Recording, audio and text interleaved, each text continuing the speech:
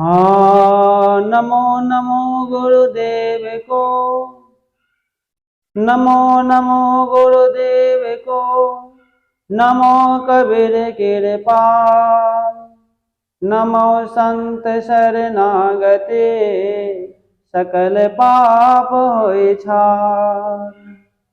नमः सतगुरु देवाय, नमः मंगल रूपिणे, नमः सत्य स्वरूपाय, कबीराय नमो नमः। सतनाम साहेब बंदगी साहेब।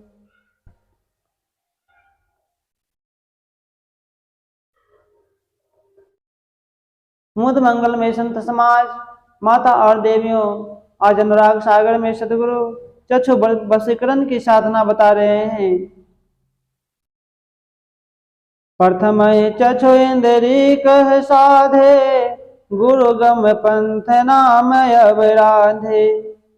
सदगुरु कबीर साहेब समझाते हुए कहते हैं कि साधना के क्षेत्र में साधु सबसे पहले आंख इंद्रिय को साधे, अर्थात वह कहीं चलायमान ना हो, किसी विषय पर अटके भटके नहीं, उसे भली भांति अपने वश में करे और गुरु ज्ञान के मार्ग पर चलता हुआ सदैव सत्यनाम का स्मरण करे। पांच तत्वों से निर्मित शरीर में ज्ञानेंद्रिय आंख अग्नि तत्व से है। आंख का विषय रूप है, अतः सारे जगत का रूप इसी से दिखाई पड़ता है। जीव का सारा जीवन देखने पर अर्थात आंख के आश्रित है। जैसे रूप दृश्यों को आंख देखती है, वैसे ही भाव अंतर्मन में जगते हैं।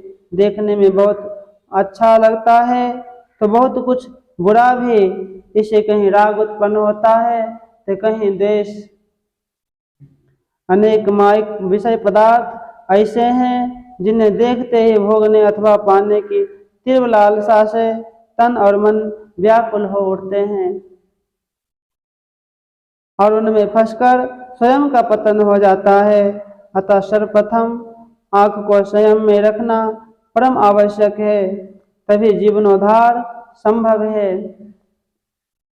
आंख दृष्टि को वश में करने का अभिप्राय है कि उससे मन में कोई विकार अर्थात बुरे विचार उत्पन्न ना हो।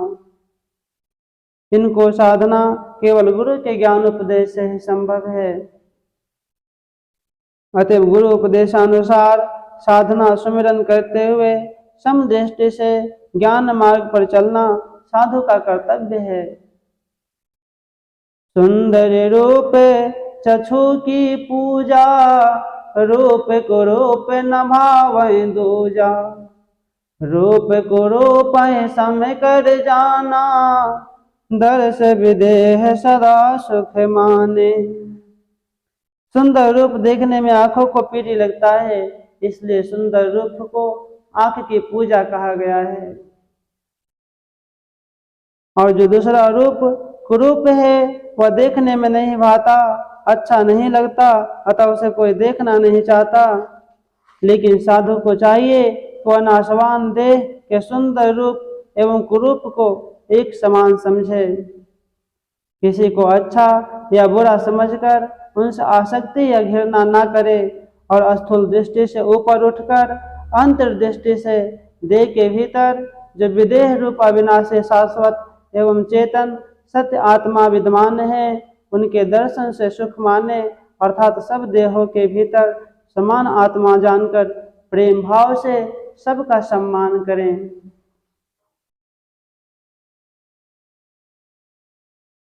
साधना की दूसरी पंक्ति में बताते हैं श्रवण वशीकरण। इंद्रिय श्रवण वचन शुभ चाहें, उत्कट वचन सुनत चित दाहें, बोल को बोल दो सह लेखें, हृदय शुद्ध गुरु ज्ञान विषेखें।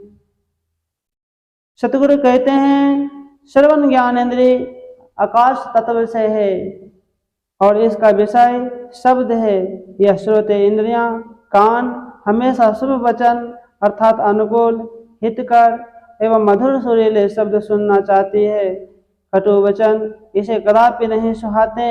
इसके द्वारा कठोर वचन सुनकर क्रोध अग्नि से चित्त दहकने लगता है, जिससे घोर अशांति हो जाती है।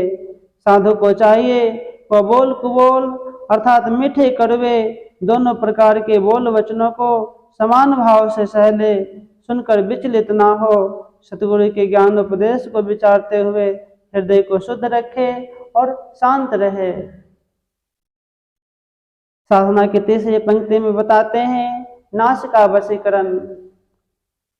नासिका इंद्री बास अधीना, यही सम राखें संत परवीना।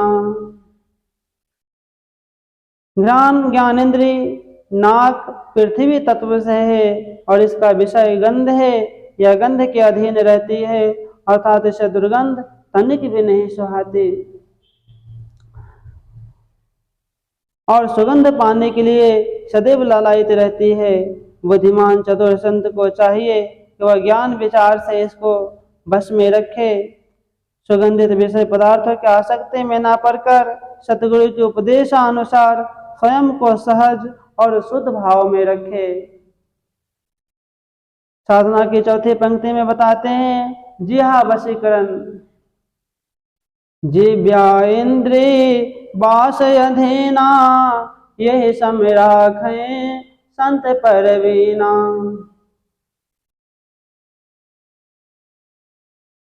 जिव्या इंद्री चाहे स्वादा, खट्टा मीठा मधुर स्वादा। सहज भाव में जो कछुआवे, रूखा सूखा नहीं बिलगावे। सतगुरु कहते हैं स्वाद ज्ञान इंद्रिय जिहा जल तत्व से है। इसका विषय रस है। यह सदा अच्छे अच्छे विभिन्न प्रकार के स्वाद वाले रस व्यंजनों को पाना चाहती है। जैसे जगत में खट्टा मीठा कड़वा नमकीन चरपरा कसैला 6 रस कहे जाते हैं। जीव इन रसों के मधुर स्वाद को पाने के लिए उत्सुक रहती है। साधु जन को चाहिए वह स्वाद रसों के आसक्ति में ना पड़े, स्वतः सरलता से समयानुसार जो कुछ भी सुपाच शुद्ध सात्विक भोजन मिल जाए उसे प्रसन्नता पूर्वक ग्रहण करे। रूखे सूखे भोजन को स्वादहीन समझकर अलग ना करे अर्थात उसे ठुकराए नहीं, अपितु संभाव से सानंद ग्रहण करे। नाना स्वाद रसों के चक्कर में पड़ना स्वयं का पतन करना है। जीव की स्वाद आसक्ति में पड़े रहने से कल्याण साधना नहीं हो सकती।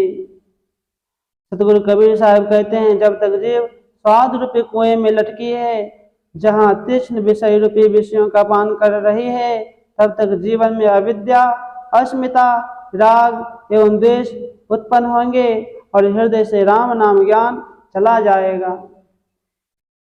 यथा जीव स्वाद के कूप में जहाँ हला हल काम, अंग अविद्या उपजे जाए हे नाम। यह भी समझना चाहिए कि रूखा फीका सुपाच्य शुद्ध भोजन सदैव लाभदायक होता है। वह स्वादिष्ट कहे जाने वाले विभिन्न पकवानों एवं मिष्टानों से कहीं अधिक गुणकारी स्वास्थ्यवर्धक एवं सुखदायी होता है। किसी भी संत साधक के भक्ति साधना संपन्न जीवन में तो और भी अधिक महत्वपूर्ण सिद्ध होता है। स्वाद आसक्ति को छोड़कर सहज समान स्थिति में जीना ही श्रेष्ठकर है। सतगुरु कबीर साहब कहते हैं प्रारब्ध के अनुसार प्राप्त अपना रूखा सूखा खाकर संतोष रूपी शीतल जल पियो, किंतु दूसरों की चिकनी चुपड़ी रोटी को देखकर जी मत ललचाओ। सतगुरु कहते हैं रूखा सूखा खाए के ठंडा पानी पी, देख पराए चुप रे मत ललचाओ जीव। जहाँ तक विभिन्न रसों के पीने की स्वाद की बात है तो समस्त सांसारिक विषयों के रस विष के रूप ही है उन सब से अलग हटकर केवल हरि रस परमात्मा का भक्ति रस सर्वोत्तम है।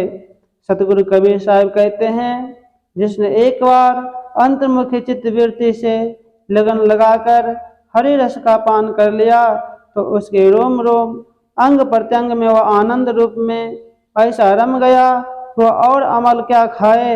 अर्थात इस जगत में हरि रस से बढ़कर और कोई अन्य रस सुखप्रद नहीं है। सतगुरु कहते हैं, कबीर हरि रस जिन पिया अंतर्गति लौलाय, रोम रोम में रमे रहा और अमल क्या खाए।